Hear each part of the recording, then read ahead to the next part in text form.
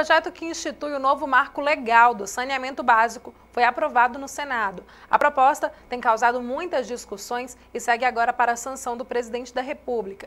Entre outros pontos, o novo marco promete acabar com o desperdício de água, um problema antigo no Brasil. Carla lidera um movimento comunitário pela preservação de córregos no bairro Buritis, região oeste da capital. O projeto Cercadinho Vivo e Ponte Queimada estimula o convívio com a natureza, preservação de nascentes e o plantio de árvores. A ambientalista sabe o valor da preservação, mas o esforço dela tem suas limitações. A falta de saneamento é um problema histórico no Brasil, assim como o desperdício de água.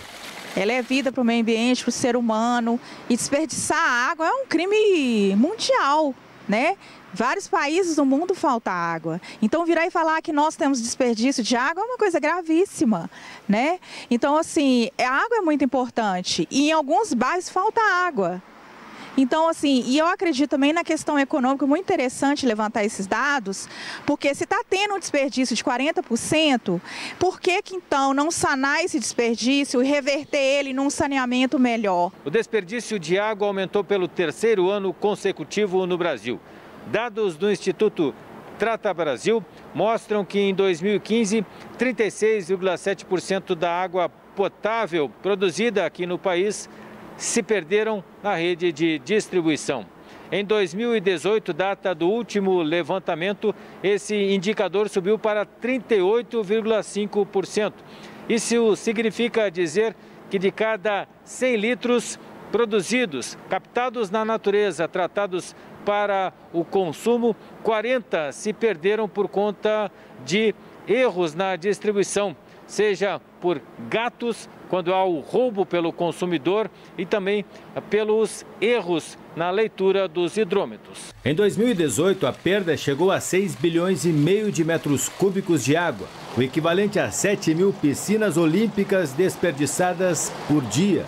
Além disso, como essa água não foi faturada pelas empresas responsáveis pela distribuição, os prejuízos econômicos chegam a 12 bilhões de reais. O mesmo valor dos recursos que foram investidos em água e esgoto no Brasil durante todo o ano.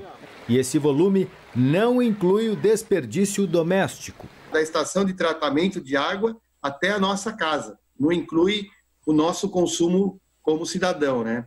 Então, desse número de quase 40%, 38,5%, cerca de 70% disso normalmente é vazamento.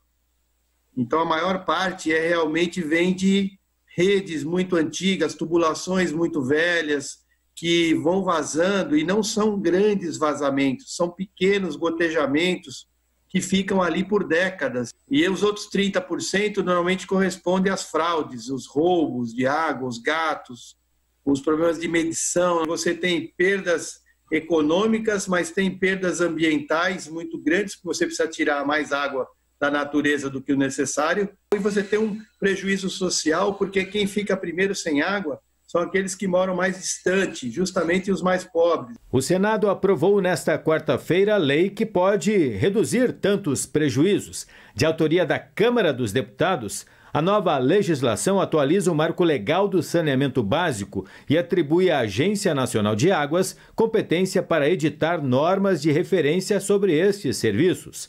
Além disso, altera o atual modelo de gestão, onde municípios transferem a titularidade do serviço para empresas públicas estaduais, como a Copasa. Pela nova lei, esse formato deve ser substituído por licitações, que permitiriam gestão e execução de serviços pela iniciativa privada. Essa não é uma boa proposta, né? O que significa a privatização da questão do saneamento. E a gente entende que água e esgoto, né, são direitos de cidadania e não propriamente negócios, né, ou atividades mercantilistas a serem colocadas no mercado. Por que eu digo isso? Porque, evidentemente, nem sempre a distribuição de água, por exemplo, no norte de Minas, é uma atividade lucrativa, né? Então, o que vai acontecer? Evidentemente que em alguns grandes centros, onde comercialmente é muito mais atrativo, você vai ter até uma disputa maior pelas atividades ou pela empresa de saneamento.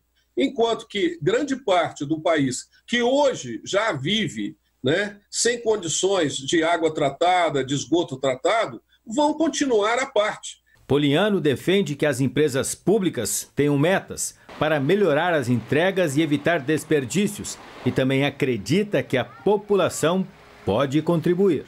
A empresa tem uma responsabilidade, mas tem aí um comportamento cultural, social por parte do cidadão que é pernicioso, porque ele retira a água do sistema, isso aparece como perda dentro do sistema, e isso é socializado por todo mundo, ou seja, não é legal.